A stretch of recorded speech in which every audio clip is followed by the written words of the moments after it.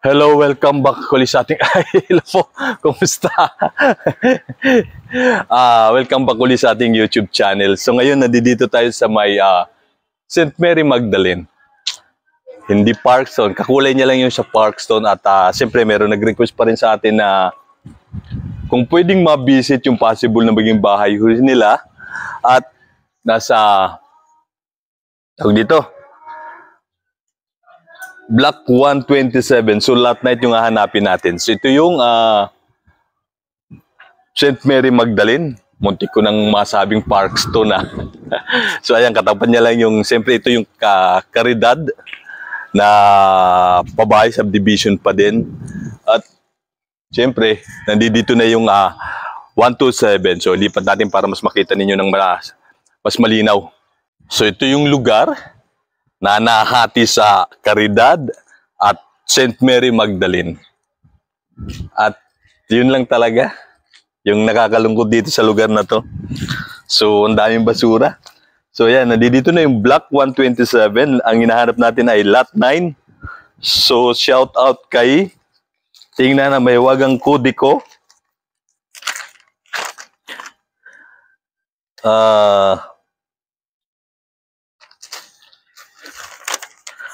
Shoutout kay Ma'am Areneo Andalis Jr.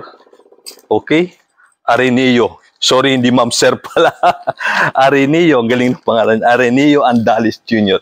So, hinahanap natin ay Lot 9. So, yan na, yung Block 127 at wala nang mga jealousy. Kahit nakalak pero yung jealousy nito wala na At siyempre ito yung lugar. Hello po. Hello. So nagbablog sa kabila pala yung ito na yung Block 127 Lot 10. So yung kabila niyan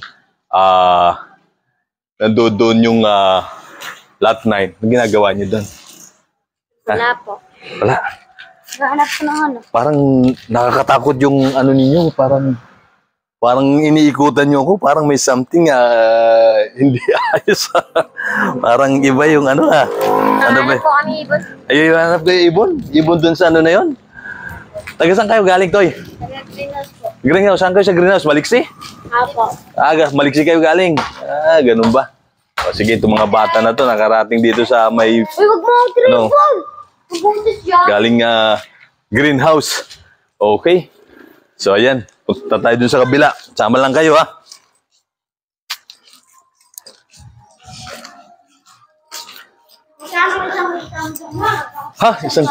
Isang kita. Walang gano'n. Depende yan sa views to, ha? So, ayan. Dito tayo sa kabila. Pupunta. So, siyempre, ito yung famous na lugar dito sa may St. Mary. Maraming nagtitinda talipapa. Siyempre, ayan At nandito na tayo sa kabila.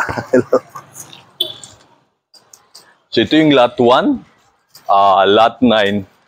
Maganda yung lugar na to dito. Walang basura. Walang basura, madamo lang. Walang basura lang.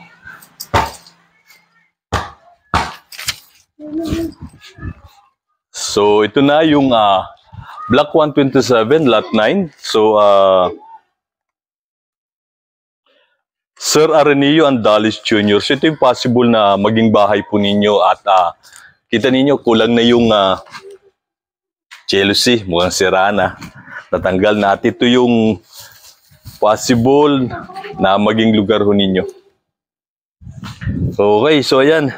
So, ayan, may kaibigan tayong tumitingin. At malapit lang kayo dito sa may Mindod. Bali 1, 2, 3, 4. Pang-apat na bahay po kayo. Panlima. So wala pang kuryente dito sa lugar ninyo. Okay? So ayan. Pasok tayo para mas makita nyo. Makita nyo yung loob kasi bukas naman. So syempre pagpasok natin,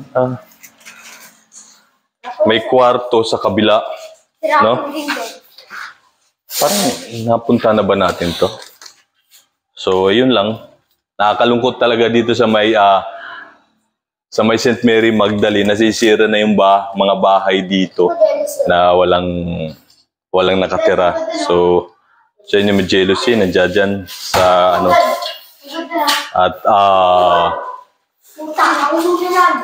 so ito na yung wasak na yung dingding ng kwarto. At, makikita nyo. So, siyempre, ito yung kwarto. Ito yung, mukhang nandoon naman yung mga jealousy, na mga natanggal dun sa bintana. Hindi ko alam kung ano yung gagawin dyan. At ito yung pinto ng CR. So, siyempre, wala pa rin palang inidoro ito. Tsaka faucet. So, halos wala pa lahat. Okay, at tsaka ito yung lababo. So, mukhang makikita nyo yung likod ng extension ng bahay ninyo. Ayan, madamo. Puno ng damo. So, pagkalilipat na kayo siguro dito, saka palilinisin yan. No? Depende kung paano magano. Pero hindi naman iiwan ho yan sa inyo na ganyan yung itsura ng bahay ninyo. Ayusin pa rin naman ho yan. Wala pong mga kuryente kasi, diba yun? Wire sa loob. Gawa ng kuminsan dinudukot. So, okay. So, yun, Sir Ireneo, ito yung possible na maging bahay po ninyo. Ayun nga lang, nasisira na. At bukas din yung pinto, Ayun, pinipersa talaga to kasi nakikita nyo, merong mga makukulit na tao or something kung sino man yung mga makukulit na yan. Kasi kita nyo, naka-screw na yan, pero dahil pinersang buksan, nasira, Marami na kasing mga residente dito. Kaya, ang hirap na rin, So, ayan, higita nyo yan dito. Naka-screw yan, pati yun doon, yung pinto na yun. So, dahil pinersang buksan, yun na nangyari doon sa pinto. Okay. So, ito yung lugar. At mukhang ito yung block na malinis, Walang masyadong basura. Okay, so ngayon pupunta naman tayo sa... So ngayon sunod na pupunta naman natin ngayon sa Block 115. Dito pa rin sa may St. Mary Magdalene. So ito parang... So ayan, hanapin natin yung Block 115. Ayan yung lugar. Doon na pala napunta sa kabila, Punta na din sa kabila yung Ay, shoutout kila ate. Ate po ay nagtitinda ng popcorn. Ayan sila ate, nagtitinda ng popcorn. Dito yan sa may St. Mary Magdalene. Palamig yan, kompleto. Yung mga Sama ko kayo sa video ko, kuya, Sige. Salamat. Sige po. So, ayan ay 13 na. Baka nandun sa kabila yung 15. Ay, dito tayo.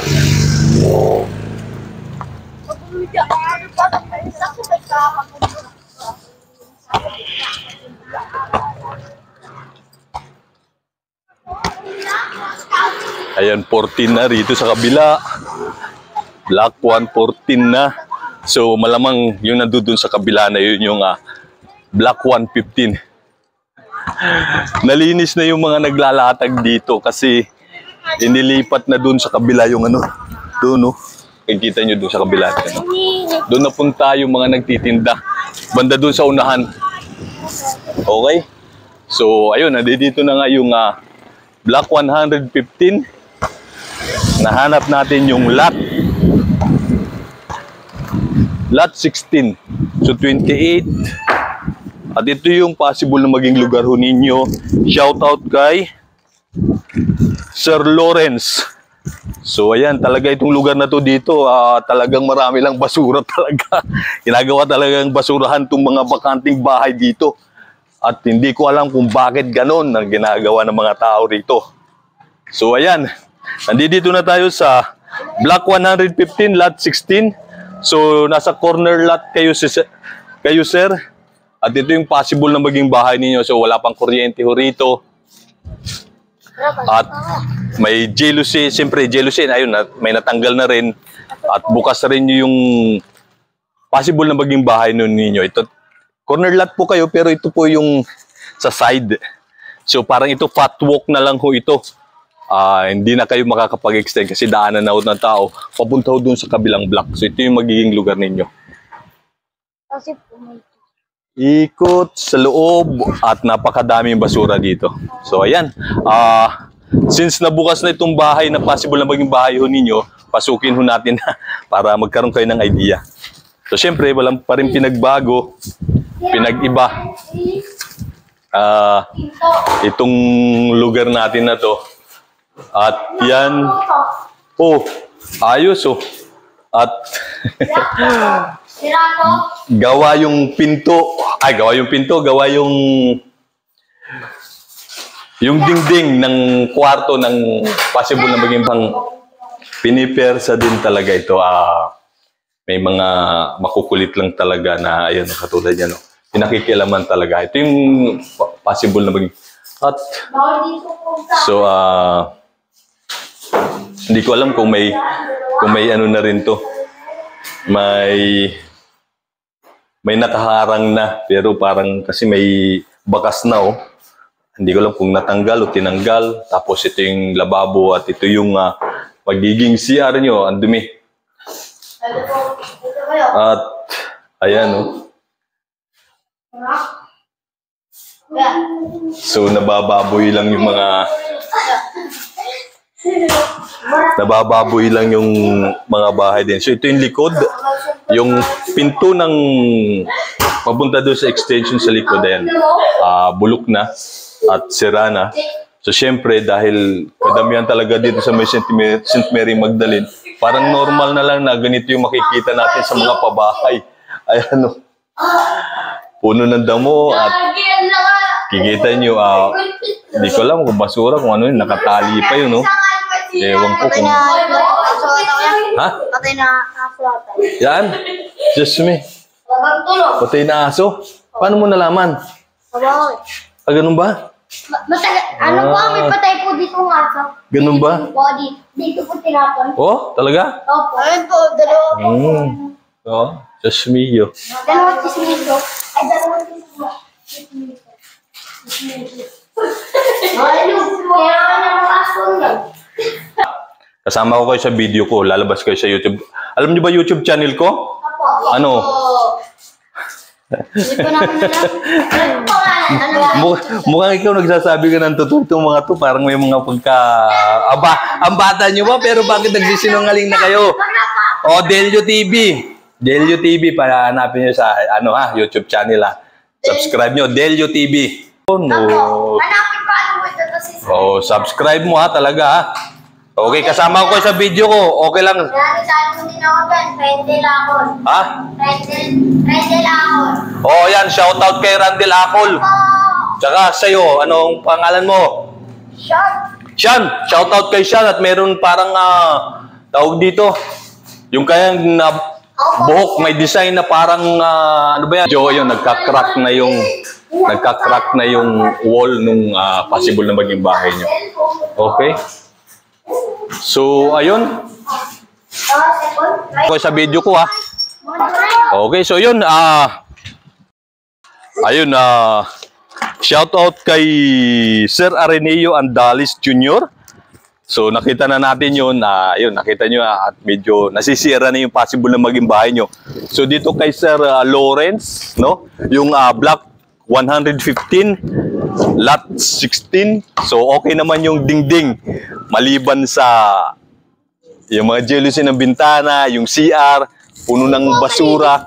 Tapos, doon sa likod, sa extension, so may nilagay na, ewan ko, tinapon na patay ng hayop doon. According dito sa mga bata na to, dahil ayun din, mabaho din sa loob, sa likod So parang 2 sako yung nandoon, hindi ko alam, basta yun. Ewan ko, parang ito, parang common dito sa lugar na to, dito sa may St. Mary Magdalene na ginagawang tapunan ng basura. No, yung mga bakanting bahay dito sa may St. Mary Magdalene. Nakakalungkot lang, bakit ganun ang nangyayari? At sana matigil yung ganyang ugali dito na ginagawa ng mga Di natin alam kung sino, pero ang dami na akong residente ko dito. Dapat gabi na, 9 na, may nakuha na nga kasi. Tapos, pag nakuha nila kasi, papatay nila sa tatapon na nila sa red. Ganun ba? Opo. Oh. Pinakunin lang. Okay, yun lang ang update natin ngayon dito sa may St. Mary Magdalene.